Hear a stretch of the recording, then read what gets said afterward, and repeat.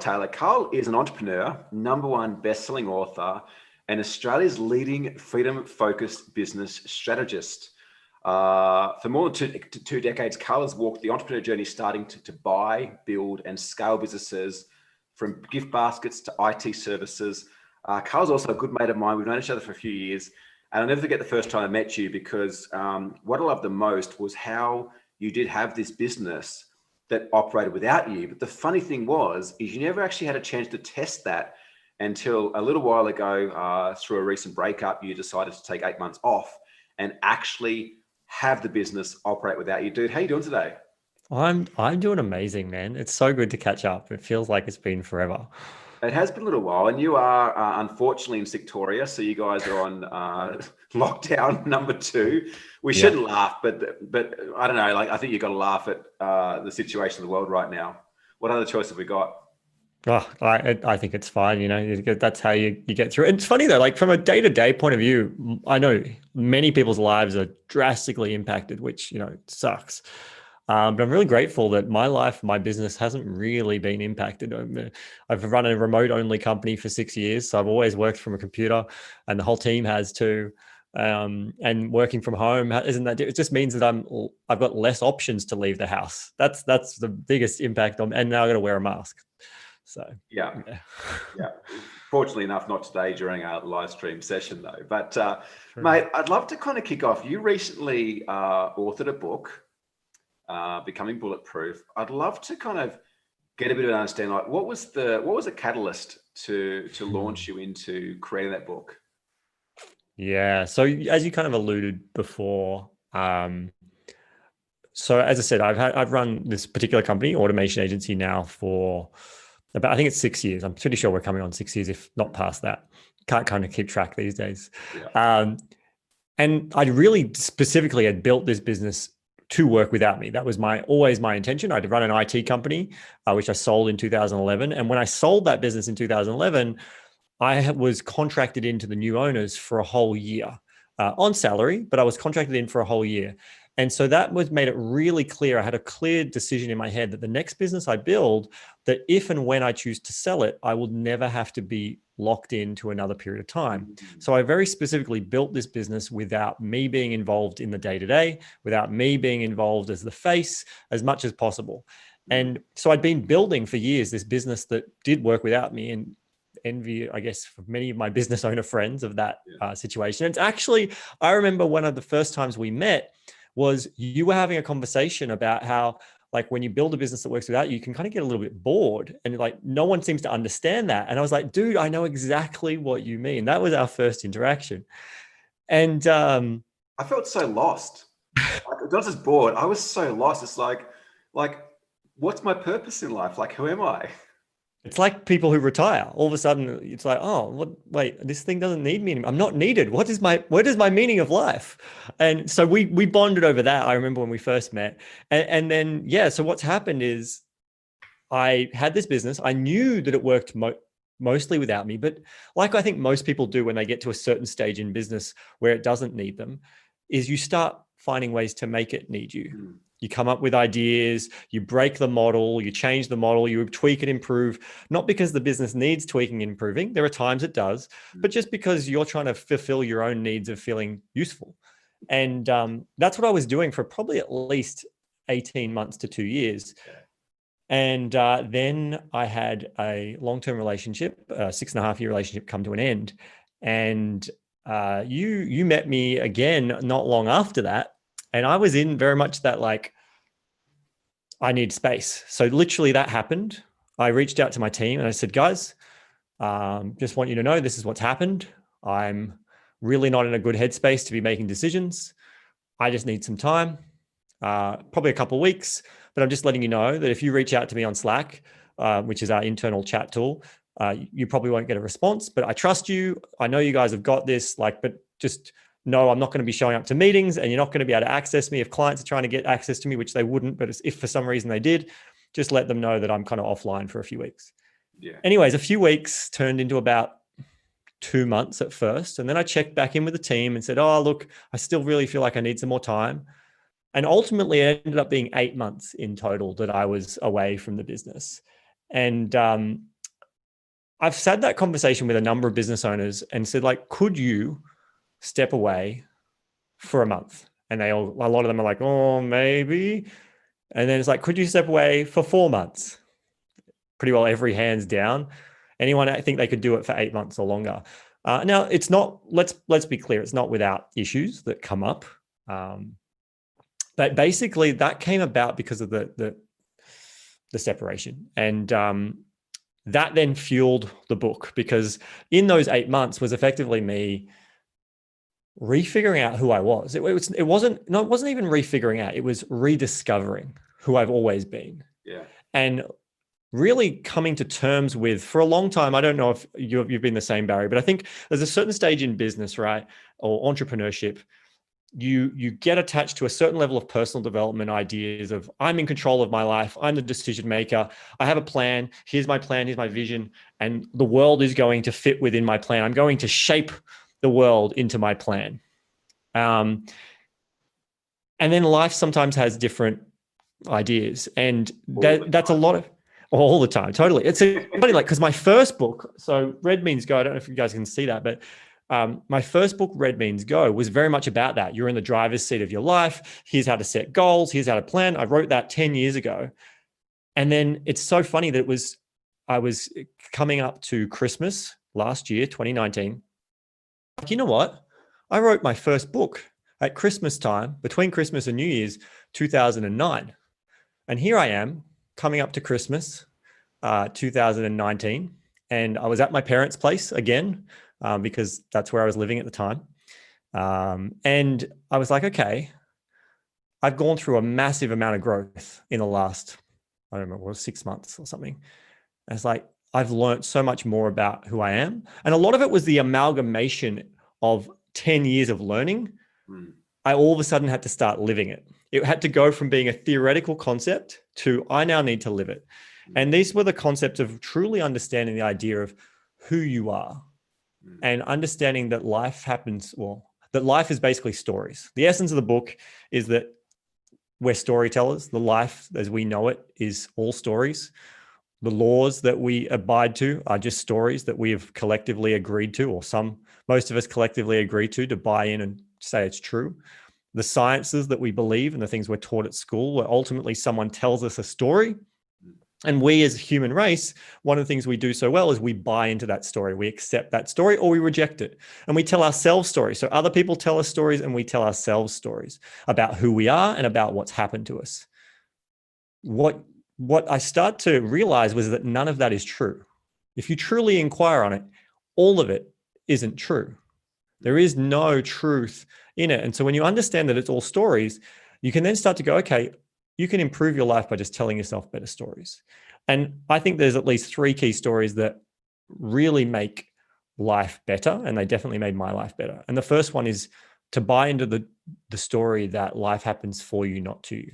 That every event that happened in your life, good or bad, is actually ultimately all working towards a higher good. Whether you're, I'm not a religious person, but like whether you believe that's kind of happening because of some deity that's controlling the strings, some sort of fate, or whether it's just you believe that on a neurological level, you can just tell yourself a better story, which will change the chemical reactions in your brain, which generate the emotions, which will put you into a better state and make you happier. And that's kind of the core essence of the book. And there's the second story. I mentioned there's 3 stories. So the second story is that self-love is more important than willpower. That came about 18 months ago. 18 months ago, I started a challenge with a mutual friend of ours, Chris. And he set a challenge for us to basically get into the fittest shape of our lives. And to get a 6-pack. There's a bunch of guys, we were sitting around, it's like one guy said, I'd love to have a 6-pack. And a bunch of us like, I'd be in on that. And so we all challenged to get a 6-pack. And it fundamentally changed things for me. He had a throwaway comment because I said, I'm not really good at going to the gym. That's not really my, I just don't have the willpower to kind of eat better and do that. I know I should do it, but I just don't do it.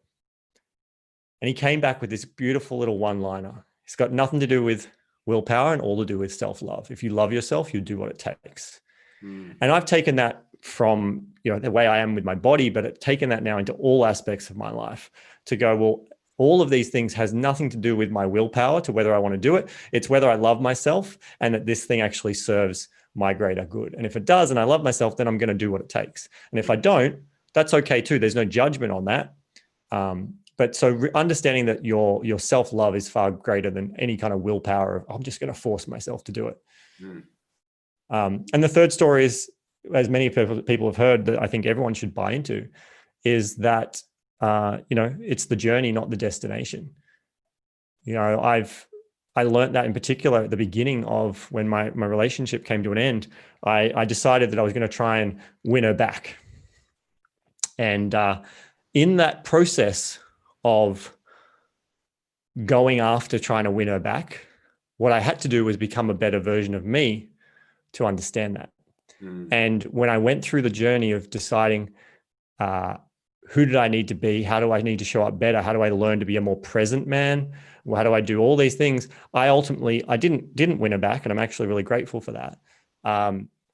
So it has the goal was set, but the journey towards that goal changed fundamentally who I am. And because that's when I really, sorry, what was that? Because you won you back. Exactly. Like, that's the thing. That's when I truly, like, I'd heard people say that it's nothing to do with the goal. It's all to do with the journey. And I never really understood it until I actually lived it and was like, I grew so much in this process. Even though my original goal, I didn't achieve it, that was irrelevant because I found something better. I found me. And so, yeah, that's kind of the essence of the journey of, I don't know, last year and a half or 2 years. I love that. And if you're joining us live today, welcome from wherever you are in the world, whatever platform you're joining us from. Rafi from our team is across all the different comment boxes and all different channels. Please feel free over the next half an hour so to put any questions, comments you got. Myself and Carl will be happy to answer. We are here with Carl Taylor, who's entrepreneur, #1 best-selling author, all-round amazing human being. What you forgot to mention is that when we caught up again recently, it was at a tantric workshop, but that's a conversation for another day. That's a whole other conversation. Yeah, it's interesting because I've had a number of conversations with people during this live stream series, and the decision I made coming into COVID, and a lot of people were asking themselves the question, how do I survive this? How do I get through this? Now, I put up on my Instagram this morning a thing. It's like, we don't see the world the way the world is. We see the world the way that we are, right? We're meaning-making machines in a meaningless world. And, the decision that I made months ago was like, how do I grow through this? How do I come through this, spiritually more connected, emotionally more balanced, mentally, clearer, more concise, financially better off, fitter, healthier, all the rest of it. And I would say that I achieved that. And not because I had willpower, as you mentioned, but because of the very first decision that I made in the story that I chose to tell myself. Because what happens is that from an unconscious perspective, we don't understand the difference between like reality and real and what's happening, what we have, and what we perceive that we have. And this is the beautiful thing about the brain, is that we do have the ability that if we focus on something, if we ask ourselves the right questions, if we change the narrative, as you've mentioned, we have to change the experience, right? Even just on a chemical level, right? Like, it's not even like, I want to make that clear because I know, as someone who's not a super religious person, come from a scientific background, my mom was a high school science teacher. I'm always very aware that sometimes, guilty of me in the past, you hear some of these concepts and you go, oh, that's a bit woo-woo, that's a bit, I don't know, airy-fairy. Like, there is actual scientific chemical reactions in the brain that come from the stories we tell ourselves. All emotions are chemicals that are generated in the body. So it's a really true thing. And one thing I want to touch on what you said there is not only like, here's a real thing to think about.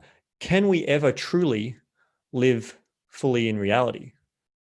Because even if we have a memory or we have a thought, the moment we're having that thought, the moment's actually already passed. We're now living in the past. We're living in our perception or memory of that moment. And as soon as you start going into a memory of a moment that previously happened, or an idea of a future moment that may happen, you're not living in the reality. And it's all hallucination. It is all a made up story in your mind. Have you ever met up with a friend years ago and go, do you remember that time? And then you both seem to have slight discrepancies of that particular event. You both were there, but you don't, no, so-and-so said this. No, so-and-so said that. And you don't fully agree. Why? Because your mental maps, your mental hallucinations of that moment are flawed. And it's not just between friends, it's even for you. The memory that you have isn't necessarily a true memory. It's just a story that you've happened to tell yourself is how it happened. It's funny you say that, because I started diving down this personal development realm like 18 years ago now. It's been a long time. I've done a lot of work, and, experienced some pretty dark shit and some shadows. And out of that started to create this perception of my childhood. Now, I've got amazing parents who love and care for me a lot and always provided for me, but I had a perception of all this stuff that I went through. And it was recently, my dad sent me through a photo of me and my brother and mum and dad when we first got to Australia from the States. And I posted it somewhere, and one of my team said to me, they're like, "Oh, you're the only happy one. Like, you look so happy." And the moment they said that comment, it was like all of a sudden I started to question this reality that I'd been living in for the past 18 years. I'm like, did I have a happy childhood? Was it happier than I remember? Because as you said, we have this skewed perception of reality. Now, at the end of the day, like if you're experiencing a life right now that is fulfilling you, that's inspiring you, that's everything that you thought of and even more, great. Like, just keep doing what you're doing. But if there's a situation or there's events that are happening in life right now, like your relationship sucks, you haven't got the money you want, you hate your job, you're not enjoying the business you're running, whatever the case may be, realize that you're the only one that can change that. You're the only one that can change the narrative. Now, two things can happen. One is you can change the environment, or you can change the meaning you're assigning to the environment. Either will create a change. But this is a very important point that you mentioned, though, is that, like I was with you during that time of the separation. There's a lot of stuff going on. And I too went through a separation, 6, 7, 8 months ago of a 6-year relationship. But the last 6, 7, 8 months have been the best time of my life, right? And it's not because of the separation. It's because of how I've chosen to show up, how I've chosen to face life. And you said before, like, I want to tie this back to business too. It's like, just because you exit your business doesn't mean that you don't have challenges or problems. But those challenges and problems also exist with you being in your business anyway. Like, whether you're in it or out of it, they still exist, right? Like life still exists, but we have the opportunity to change the narrative. We have the opportunity to change the meaning that we are assigning to the situations and to events and things that happen in our life. 100%. Like, it's very, let's be clear, like, it's really easy to kind of go, this is the story, this is what happened, here are the facts as far as you're concerned in your own reality of here's what happened in your past, be that a business situation, a business partner ripped you off, or this client did this, or a team member did that, or whether it be in your personal life, your mother did this, your sister did this, your partner did this, or your past relationship and how it ended. It's very easy to kind of go, I'm going to just wallow in that, and I'm going to feel this way. I'm going to feel sad. I'm going to feel like it shouldn't happen. And it's really easy to do that. I bought into that for quite a while, and the thoughts can still come up sometimes. But it's not about like you make a decision and it goes away. It's you learn to inquire on the thought. And I don't know if you're familiar with any of Byron Katie's work, but Byron Katie, she's got a great book called Loving What Is, and had a huge impact on my life. And in this book, the concept is that accepting reality is ultimately where it's at. All happiness is in just accepting reality. And it means that if a thought comes up that this isn't how life should be, you can ask yourself, well, is that true?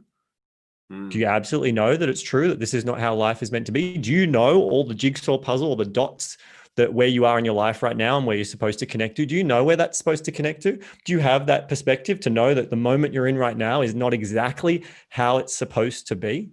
And the answer is no, you don't. You have no context, because I've got numerous memories. I'm sure you do, Barry, and those listening and watching, I'm sure you've got these memories where you look back on something and go, because that thing happened in my past, I'm now here. And so it's such a good thing. Maybe it was a course you studied, which ended up getting you into a career that you didn't expect you'd do, or a travel trip you took, which then meant you met the love of your life. These kind of things that in that moment, you wouldn't have known where it was going to send you. But in hindsight, you can see how the dots connect. And so if you trust that that's happened to you over and over again, you can trust that the exact moment you're in right now, as an individual, but even collectively, the world, what we're going through with COVID right now.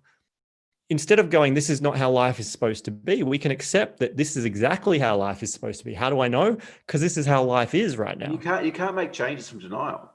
Like if you're in the space of resisting that this is how life's supposed to be, you're not actively and powerfully able to consciously create your future because you're resisting the present. How can we create a new future if we're resisting the present?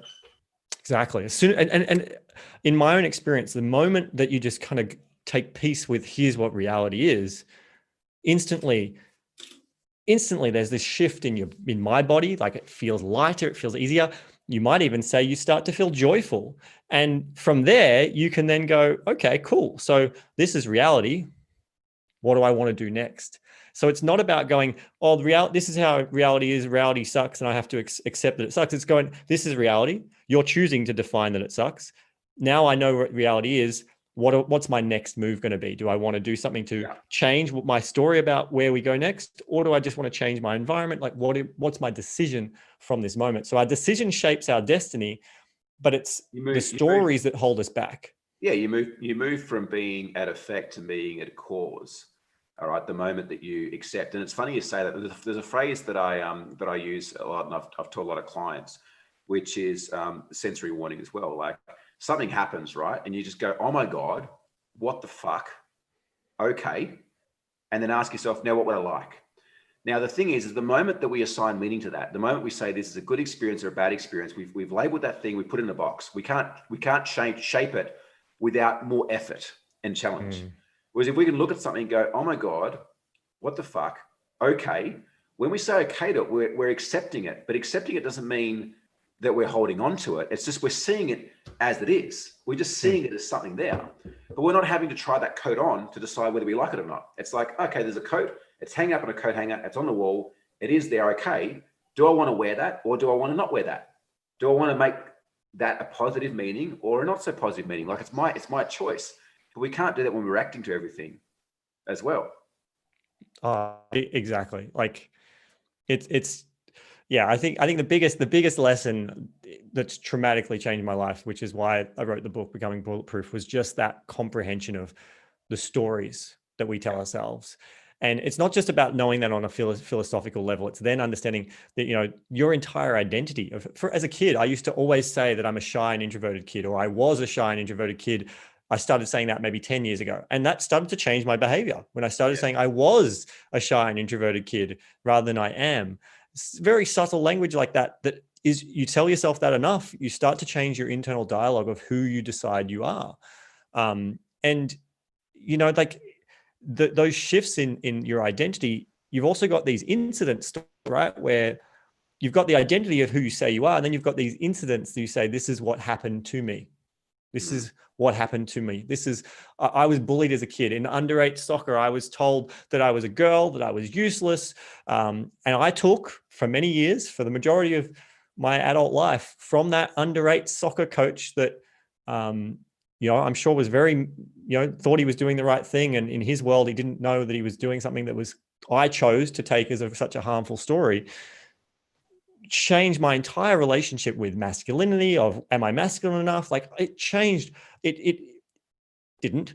I chose to make that event be something that ultimately made me show up and have certain beliefs around who I was or who I might not be, which shaped so much of my relationships, of various different things, and how I showed up in life, in business, partnership, friendship, etc. All from one event. But it's not the event that did it. It was me that did it. Yeah. The stories you told yourself. It's so true. So I don't want to add, I've got a bunch of questions coming through. If you guys are watching today, welcome.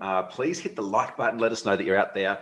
Post any questions or comments that you've got in the chat, and we'll get to them in just a second. Before we do though, I meet a lot of people that are like, oh, well, like, how do I start doing the work, Barry? Like you've been doing the work for 18 years. Like, how do I start doing the work?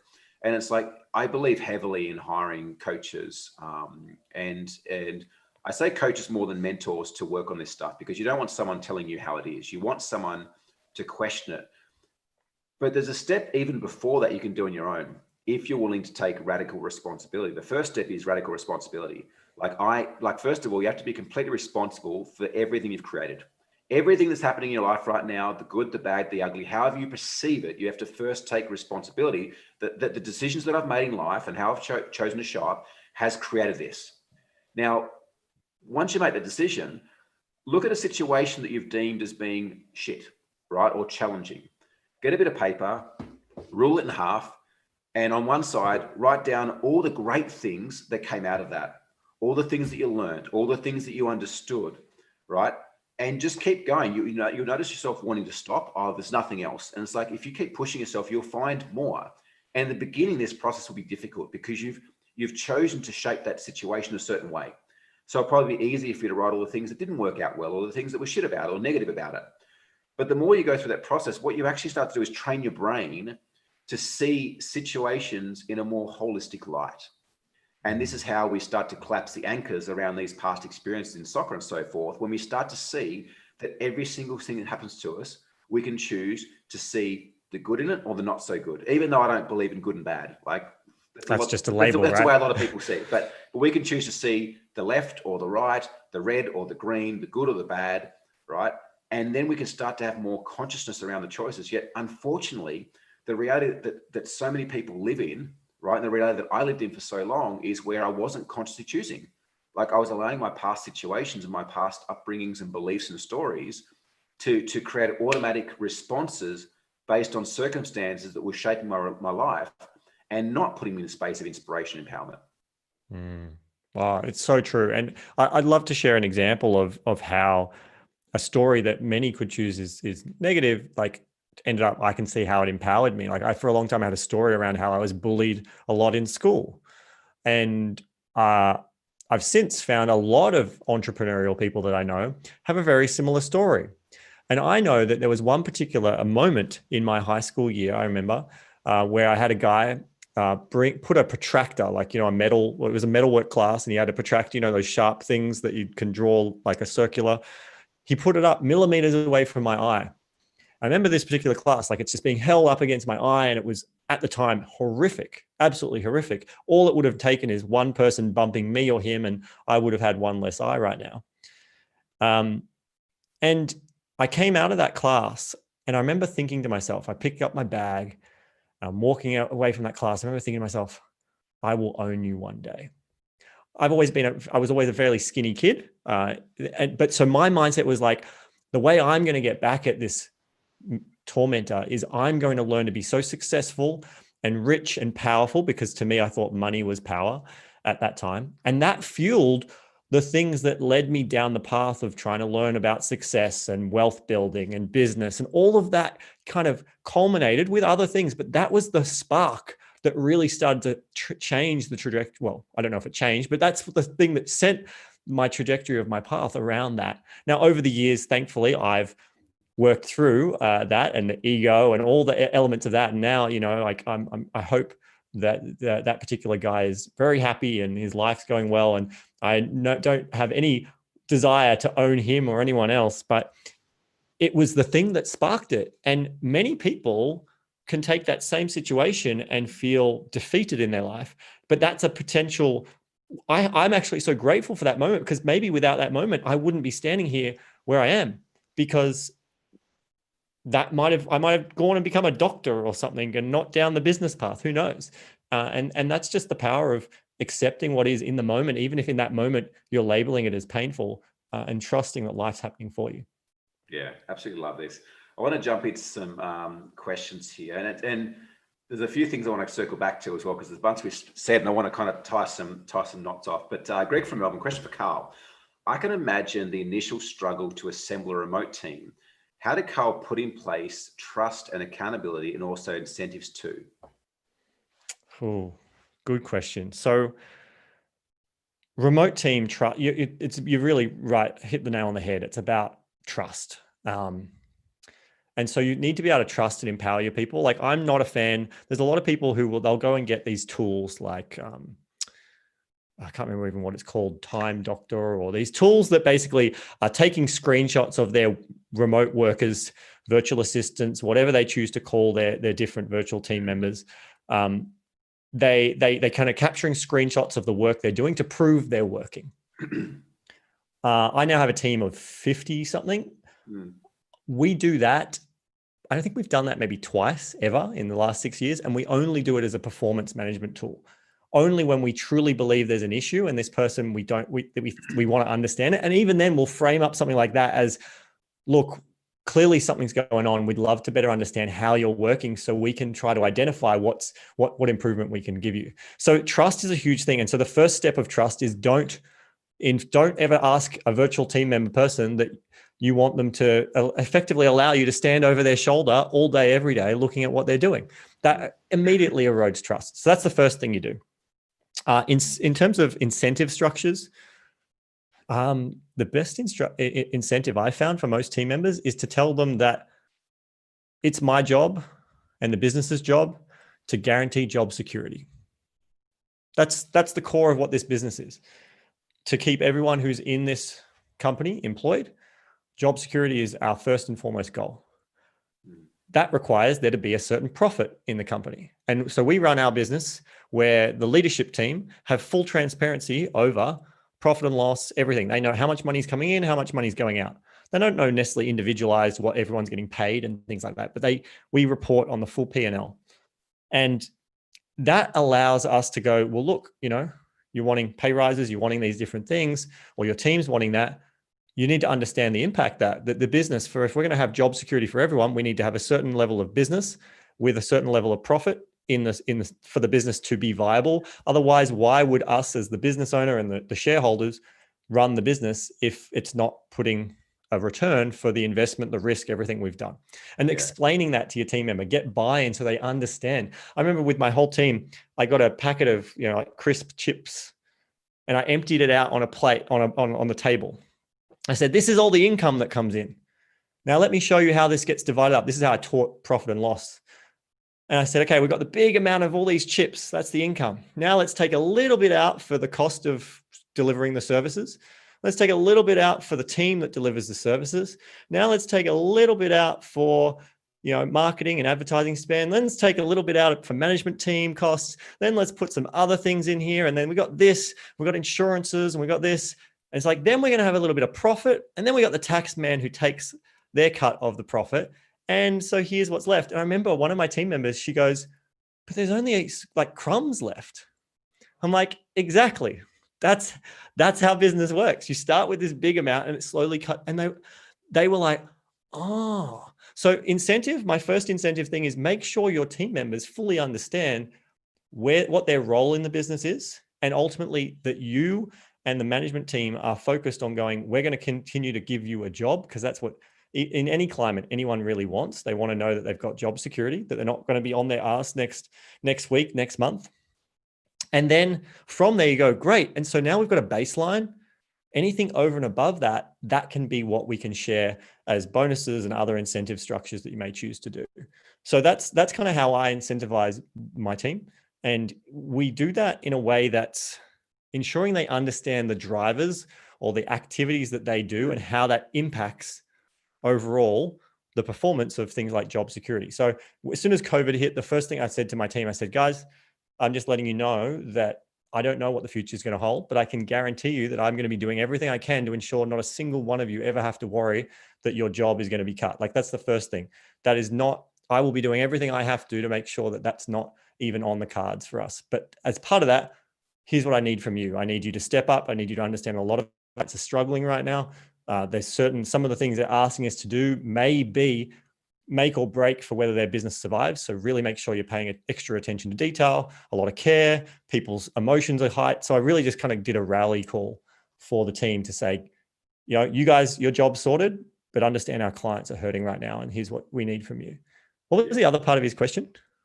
That was pretty much it. Like trust, accountability, incentives. You spoke about that there. And what I'd probably nicely put too, dude, by the way, as well.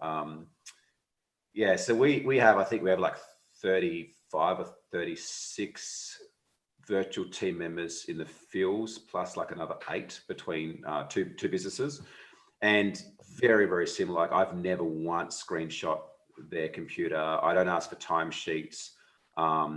trust has been a big thing, and similar. Like we run open book management as well. I speak a lot about it in the book. The first 3 chapters: vision, mission, and values. Like, you've got to tie your team into something that's far greater than monetary gains, and that's how you can inspire them. That's how you can have a greater level of accountability when they feel they actually belong to some form of a cause greater than their paycheck. At the end of the day, we do talk about hiring, like, a big part of that too, Carl. I'm sure you guys as well, like hiring based on values and cultural fit, as well as a big part, as like that creates a high level of trust and accountability where, for us, if one of our staff happens to be doing the wrong thing, before myself or any of my management gets involved, often the rest of the team have already got it sorted out, because there's just a common language around how they operate and how they work in place. So again, I think it comes heavily from your leadership, though, and the way that you choose to show up and the stories you choose to tell yourself and the way that you choose to lead your team as well. Great question there, Greg. One from Clive from Sydney. Carl's story can inspire those who also want to win and overcome. Could he talk more about the motives and drives to focus to go after his goals? Like, I guess, like, what are your motives or what are your drivers, that create that momentum behind achieving goals? That's a great question, Clive. The answer is it's changed over the years, and I think it will always change. So I'll share my perspective and a bit of that journey, and hopefully it relates to you and for others. So as I shared at the beginning, like a little bit before about that bullying incident that made me go, I will own you one day. My initial drive, I can see it, was linked to, I want to feel more powerful. So the initial drive to how do I get that? I linked the idea of power to having more money and success. So that was a driving force. I wanted to make sure I was wealthy. Over time, that started to shift from, I don't want to necessarily be wealthy, I want to be financially free. So that dynamic shifted to, the reason I was building businesses was to be financially free. Financial freedom, in my definition, comes from when you have more passive income than you do have in lifestyle expenses. The way that showed up in my life is I started simplifying my life. I started to get over the ego and go, actually, I can become financially free faster if I stop caring about buying those fancy things and needing a brand new car and all these things that cost money, and start focusing on going, great, let's do activities that are building my passive income. So investing in things like shares, dividends, setting up things that might be affiliate commissions that get paid to you on a recurring basis in particular is really powerful. Investing in other people's companies, doing loans with interest getting paid back to you. These are all different ways of creating passive income. Writing books, you get a royalty. Unless you're going to write a lot of books or you're like amazing, you probably won't make a lot of money writing books, but I've done a couple. And that was kind of a big motivator. Keep my costs low, try and build passive income. How do I do that? Well, I also need a business that doesn't require my day-to-day, so that the profits coming out of that become part of my passive income. And then the idea was rinse and repeat and build more. And so those kind of were the drivers. I'm sure there's been little nuances between, but they're the bulk of them. First, there was very much ego. Then the next one went to security, just feeling safe and secure that I'll never have to want for anything, but I don't necessarily need to feel like I need to have hundreds of millions of dollars in my pocket. What's shifted probably in the last 12 months or more, like around the same time as the separation, there was a big shift happening in my dynamic. And I started to realize that, how would I just best describe this? Like, I started to go, okay, money is just a story. It's all bullshit. It doesn't really, none of it exists, right? The rules, the way that society tells us to be, it's all bullshit. But there's also so business, success, making money, passive income, it's all crap. Yet at the same time, it's the rules of the game that we're playing. That's the society that we live in. So you can't fully dismiss it, or I choose not to, at least. And so I was trying to, how do I mesh these two concepts? I stumbled across a book called How to Be Rich by J. Paul Getty. At one point, he was the richest man in the world. It's an average book. Don't bother reading it. But there was one little bit in it that he said where he'd written a letter to someone, one of his cousins, I think it was, who was actually quite poor. But he himself in this book said he realized that his cousin was probably richer than he because of how joyous and happy he was as opposed to all these things. And so what shifted for me is I started to realize he talked about the people who accumulate money aren't wealthy. They're actually quite selfish. And the purpose of wealth is to cycle back into the economy to help lift other people's improve their life standards. It's not about you just having stockpiles and stockpiles of cash. It's about lifting the standard of living for everyone else around you. That is kind of the crux of what capitalism was designed to be. Now, human greed and various things come in, and we don't live 100% perfect, the theoretical version of capitalism, but that's what capitalism at its heart was designed to be. And it's what it's helped me realize is go, okay, it's all about being the rising tide that lifts all boats.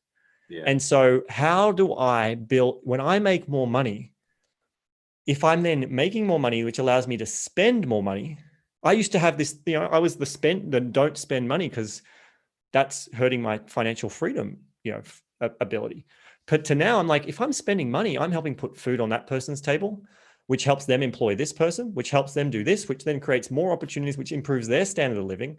So why would I not maybe upgrade to a more fancier place, because that makes me feel good and it also helps improve this other person.